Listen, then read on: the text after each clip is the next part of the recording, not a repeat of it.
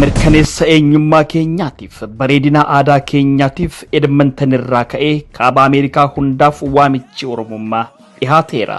Bara 2021 onnee tokkummaa fi falmaa haqaatiin kan itti hundeeffame torbeen Oromoo Edmonton amma ammoo caalaatti bareedee walitti dhufeenya keenya cimsee cidha Oromummaa ta'ee isin eegutti jira. Baatii adoolessaa kana gaafa 9 hanga 12tti qeerroof qarreen Oromoo magaalaa Edmonton dilbii agarsiisa aadaa fi duudhaa akkasumas qophiilee ispoortii qabatanii isin eegu. Magaalaan Edmonton miidhaga Oromummaatiin faayame. Irreen ispoortii dorgommii kubbaa miilaa baaskeetbooliin jabina dargaggoota keenyaa firoomsa. Aadaa fi aartii agarsiisa duudhaa keenya waarii aartii fi aadaa keenya isa addunyaan dinqisiifa.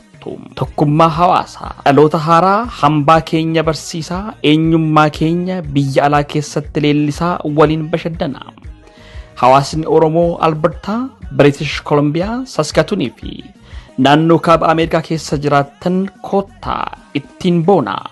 Tokkummaa keessan addunyaatti agarsiisa. Torbee Oromoo Edmonton hambaa keenya dhaloota gootaati guyyaa hundeeffamaa fi yaadannoo keenya haala kanaan kabajanna. Edmontonitti wal argina. Waldaa qeerroof qarree magaalaa Edmonton Oyaa fi waldaa hawaasa Oromoo kaaba Albertaa Okana irraa. Biyya marabaatu utuba arda Afrikaa baatu nandabe sabasi fakkaatu kan tijibu jedhina baatu shiree